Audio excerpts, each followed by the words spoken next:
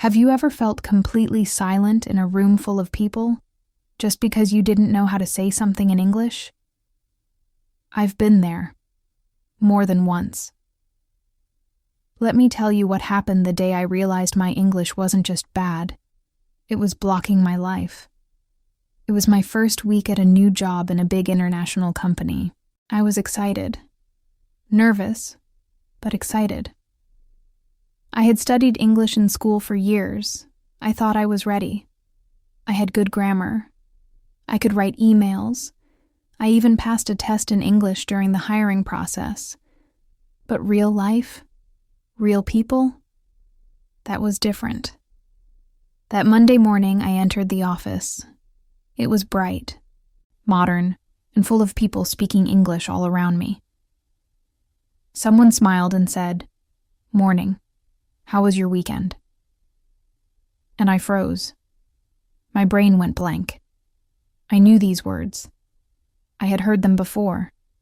But now, with real people, real time, and real expectations, nothing came out of my mouth. I forced a small laugh and nodded. Then I quickly walked to my desk. The truth is, I was embarrassed. Not because I didn't understand, but because I couldn't respond. During lunch, it happened again. I sat near some coworkers who were talking about movies. One of them asked me, "Do you like Marvel?" Again, easy question, but my mouth refused to move. I tried to say something, anything, and all I could manage was, "Yes, I like, movie." He smiled politely, but the moment passed. They turned back to each other, and I just sat there, feeling small. That night, I went home and cried. I felt like a fake, like I had tricked my way into this job, and now everyone would see the truth. I knew I needed to change something. Fast. But I didn't know what. So I did what many people do. I started watching YouTube videos about how to learn English fast. I saw videos full of tips, grammar lessons, pronunciation charts. Some helped a little, but most felt like more of the same. Then one night, everything changed. I was scrolling late at night, 1 a.m., maybe later, when I found a short video. It was just a woman talking. Her English wasn't perfect. She had an accent. But she told a story about how she learned English from listening. Really listening. She said something that hit me like lightning.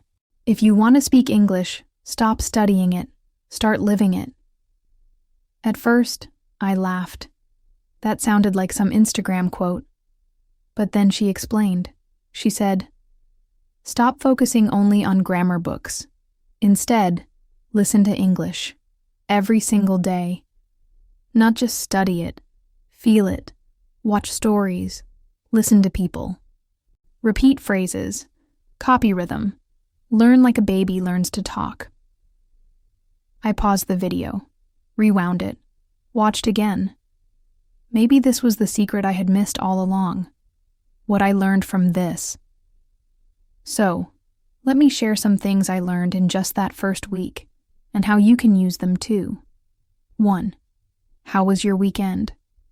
This is a super common question on Monday mornings in English-speaking offices. It's small talk, not a test. Tip. You can answer simply, "It was good, thanks." Pretty relaxing. "I watched a movie."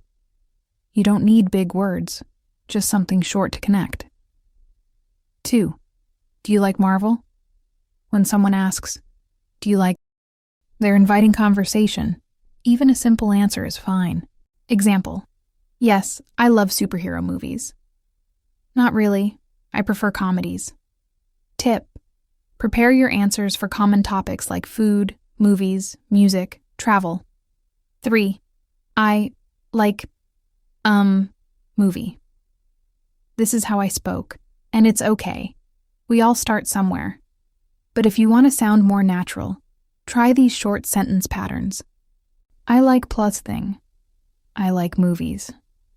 I like action movies. Practice expanding. I like Marvel movies, especially Iron Man. 4. Stop studying. Start listening. It sounds strange, but trust me. Listening is powerful. When you hear real conversations, you learn how people really speak, the rhythm of phrases. Common expressions you never see in books start with stories, short ones. Even this video you're watching. Listen. Repeat. Copy. That first week was painful. I felt like I had no voice. But that night, when I found that one video, something clicked. It wasn't about being perfect. It was about being present. About letting English into my ears, my mouth, my life. The next morning, I tried something new. I didn't open a grammar book. I opened a story video. I listened. I repeated phrases out loud. I even talked to myself in English while getting ready. It felt strange, but also exciting. And then, something surprising happened at work the next day. One of the same coworkers looked at me and said, "Hey, you okay today?" And this time, I didn't freeze. I smiled and said, "Yeah, I'm good. Thanks. You?" And just like that, we had our first real conversation. Have you ever had a moment like this, where everything feels impossible, until one thing changes everything?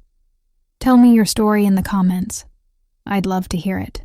Something changed the day. I answered back in English. Have you ever felt proud of something, even though it was so small?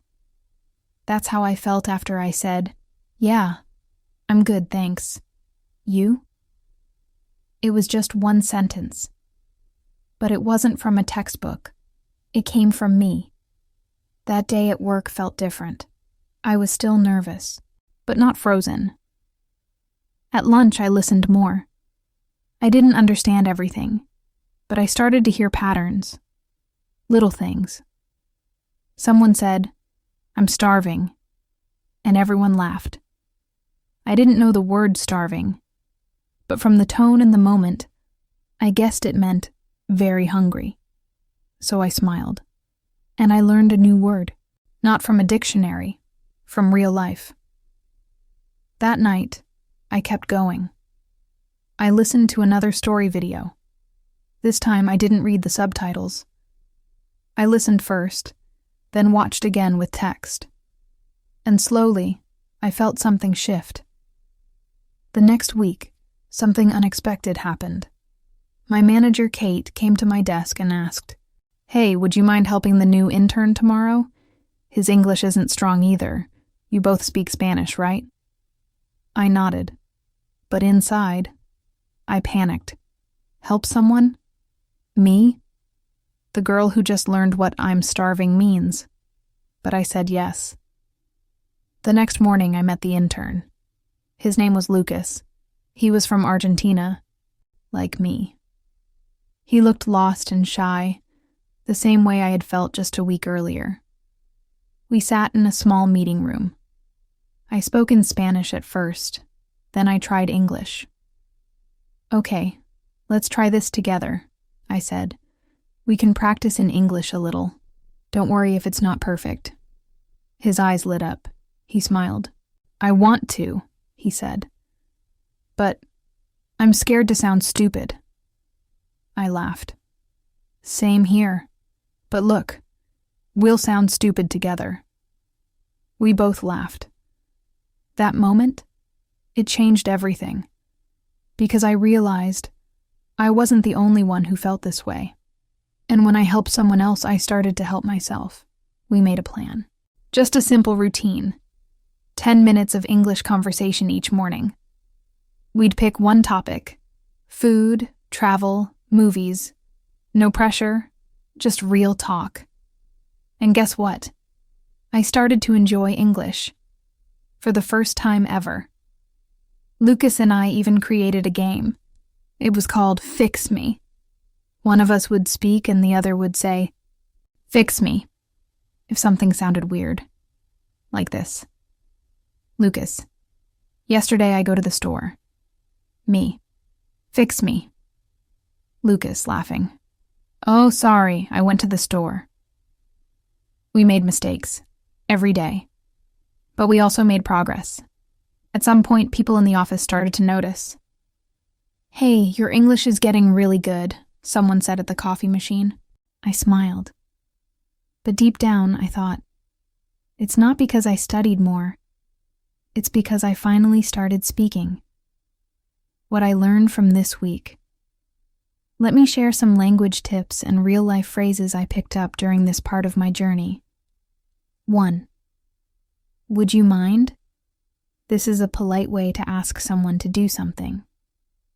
Example. Would you mind helping me? Would you mind explaining that again? It sounds softer than, can you? 2. I'm starving. A fun way to say, I'm very hungry. It's not literal. You're not actually starving. Use it casually with friends. Let's eat. I'm starving. 3. Fix me. Okay, this was our expression, but it helped. If you want to practice with someone, create a safe phrase like, correct me if I'm wrong. Can you help me fix that sentence? This makes it easier to improve without shame. 4. Start with someone. Learning alone is hard, but with even one partner, it becomes lighter.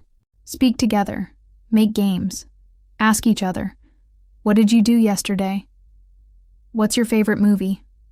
Start simple. Be patient. 5. Stop chasing perfection. This one is hard, I know, but most native speakers don't speak perfectly all the time. They pause. They say, The goal is connection, not perfection. Little by little, I became braver. I still made mistakes, but they didn't stop me.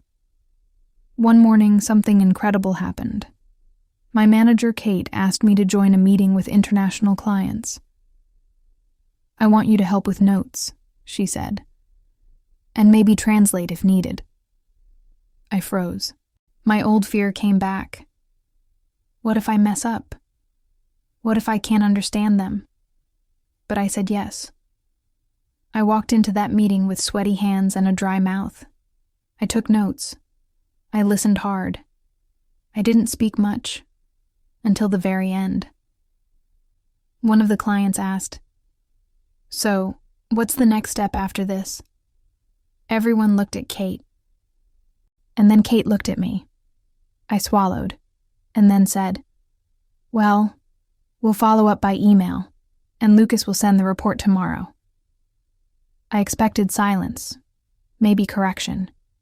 Instead, the client smiled. Perfect. Thanks for the update. I exhaled. That night, I walked home in the rain, but I didn't care. I was smiling. Because something had finally changed. Not just my English, my confidence. Have you ever helped someone and ended up helping yourself too? I'd love to hear how your English journey is going.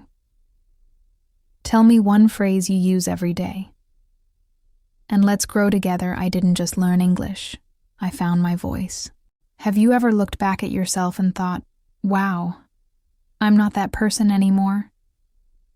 That's exactly how I felt just 3 months after I started listening, speaking, and living English, instead of only studying it. The truth is, I used to think I needed to be fluent to feel confident. But confidence came before fluency, not the other way around. A few weeks after that client meeting, something special happened. It was Kate's birthday, and our team planned a surprise. Lucas and I were in charge of the card and gift. He wanted to write the card in Spanish, but I had an idea. What if we write it in English? I said. He looked at me like I was crazy. What if we make mistakes? He asked. I smiled. Then it'll be real. and she'll know it came from us. So we did. It was simple, heartfelt, and full of small grammar errors. But it was us. Kate read it, smiled, and gave us both a big hug. "You've come a long way," she said. "Both of you." That moment made me realize something. English isn't about perfect grammar. It's about connection. Soon after, a friend asked me to help her prepare for a job interview. In English. "Wait," I said, laughing. "You know I'm still learning, right?" She nodded. "But you speak like a human. Not like a robot." That made me laugh. But it was also true. I didn't sound like a textbook anymore. I sounded like me in English. We practiced together for hours. I shared all the small tricks I had picked up. How to answer questions naturally. How to give examples from her life. How to pause, smile, and breathe. When she got the job, she sent me a voice message. "Your advice worked, but more than that, your story gave me hope. And that made everything worth it." Let me be honest. I still make mistakes. I still forget words. I still get nervous. But I no longer feel afraid of English. Because now, I see every mistake as progress. Every moment of silence, a chance to learn something new. Every awkward pause, a bridge to real confidence. And do you want to know the real secret I discovered? It wasn't a book. It wasn't a course. It wasn't some magical app. The secret was, I stopped learning English like a student and started using it like a person. I used it when I was tired, when I was sad, when I was laughing, when I was making friends. And that is when the learning really began. What I've learned and still use every day. Let me share a few final things that helped me and that I still use every single day. 1. What if I make a mistake? This question used to live in my head. Now, I answer it like this. Then I'll fix it. Then I'll learn something. Then I'll keep going.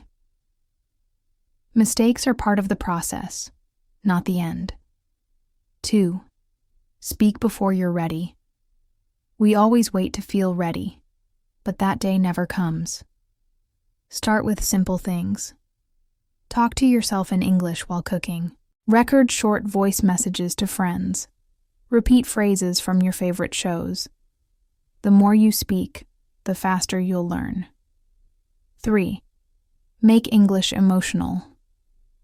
Don't just memorize vocabulary. Connect it to feelings, moments, people. I remember the word starving because I heard it at lunch when I felt alone. I remember, would you mind? Because it gave me my first task at work. Real life helps memory stick. 4. It's okay to pause. In conversations, it's okay to say, "Sorry, can you repeat that?" Let me think for a second.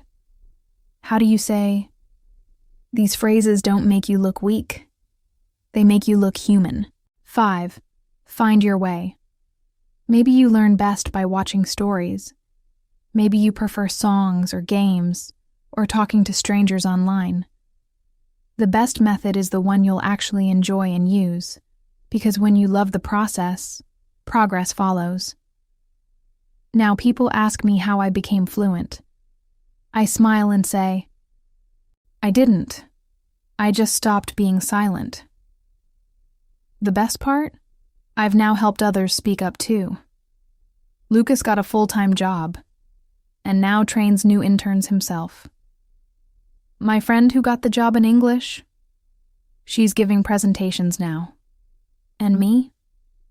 Well, I still listen to English stories every night, because even now, I'm learning. But I'm no longer learning to speak English. I'm learning to live in it.